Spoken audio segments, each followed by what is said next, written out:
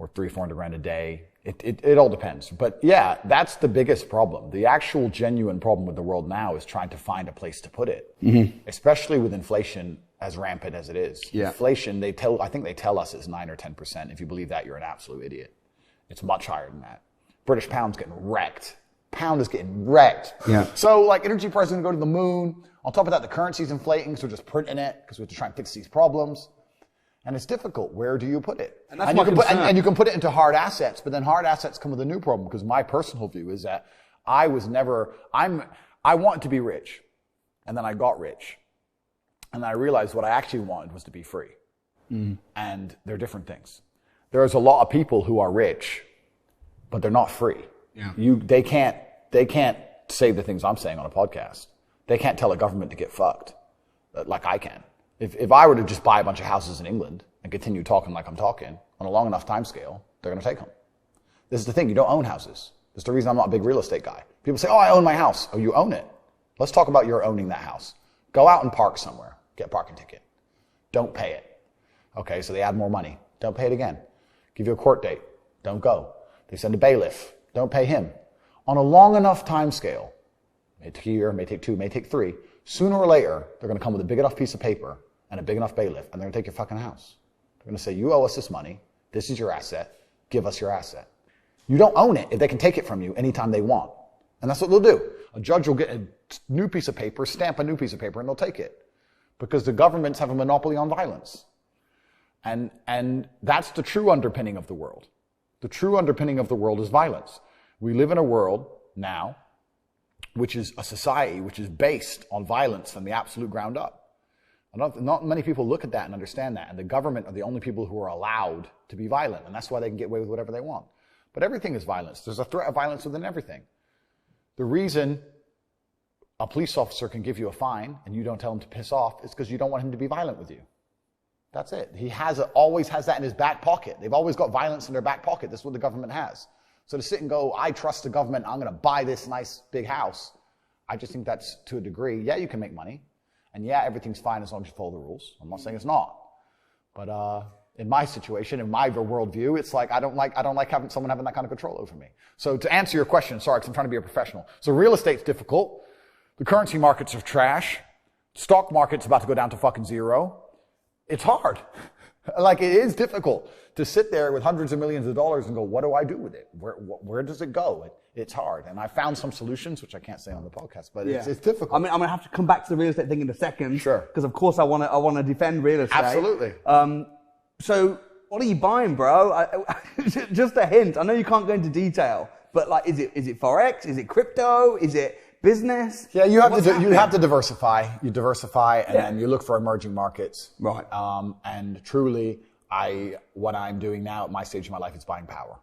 So I thought I wanted to be rich. I didn't want to be rich. I wanted to be free. You're only free with power. And in the American political system, it's a perfect example of lobbyists and lobbying. Yeah. So like, they will lobby for things. They'll come along and say, I'll give you an example. Why are there no high-speed trains in America? America's huge and rich. High-speed trains would be fantastic for America, but the rail network is basically non-existent. The reason is because the oil companies lobby both political parties to make sure that they don't build trains. Everyone drives. Long highways is good. Sells a lot of gasoline. That's what they want.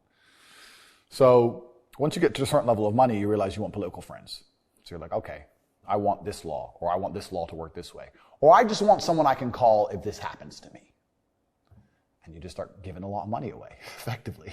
And you're trying to buy power, and that's the way it's always worked. That's what these huge corporations and companies do. Why do you think they're paying 0% tax? You think we could come for them if we really wanted to, but we won't. Because the whole system is so rigged. We can talk about this forever, but people don't understand the whole system is so entirely rigged. You and me are both going to run for a position. We're going to both run for, let's say, the mayor of nowhere town, some imaginary place. I've sold my soul to the devil and you haven't. So you're an honest man and you want to make the companies pay tax. I don't give a shit. I just want power. So the companies give me money. So 1, I get a nicer campaign trail.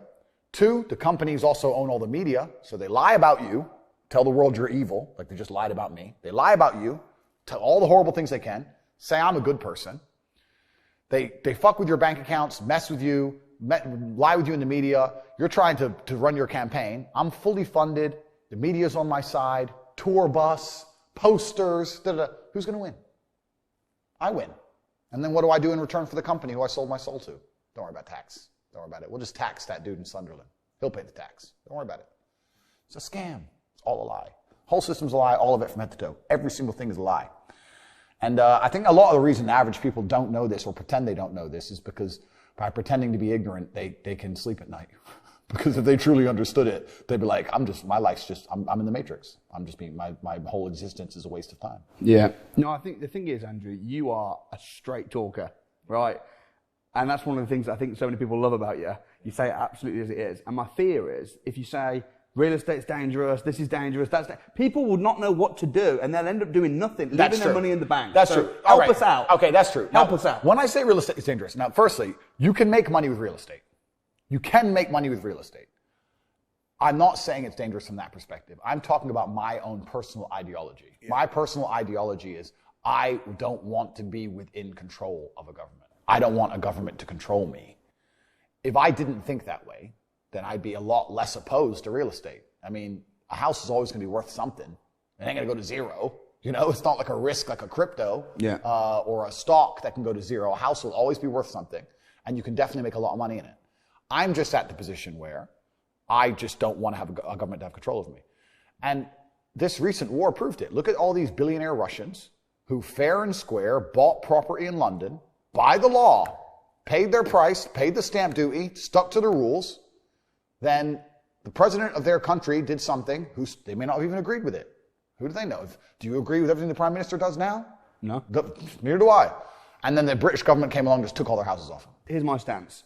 If you have gold, silver, anything, especially money in the bank, it can, if you go down the extreme levels enough, it can get taken. Well, that's true. Nothing on this earth is freehold. Everything is leasehold. To a degree, there are certain things which can't be taken. Like, you won't give us one example though, so it's hard to... There are some things that can't be taken. Okay, but I think that property is one of the hardest things for anybody to take. It's hard for people to take, but it's very easy for a government to take. And also then it depends on how you view the world in the upcoming future. It depends how you view the world. So I think personally, my personal view is that this whole garbage based around the common cold was a trial run for whatever's coming next. I think that central bank digital currencies are coming. I think that they're going to introduce a crypto to replace the pound. Yeah. I think the CBDC is going to be tracked meticulously on the blockchain. They're going to know where every single pound goes, where it comes from. They're going to put time limits on how long you're allowed to hold it without spending it. They're going to prevent you from buying things they don't want you to buy. They're going to change the way the monetary and financial system works because this one has to explode. Yeah. This system cannot continue. I don't think people understand that we are just printing money and pouring it down a black hole, trying to fill it up. And the second we turn off the printers, it all falls down. It's all over. This is going to be destroyed and they're going to replace it.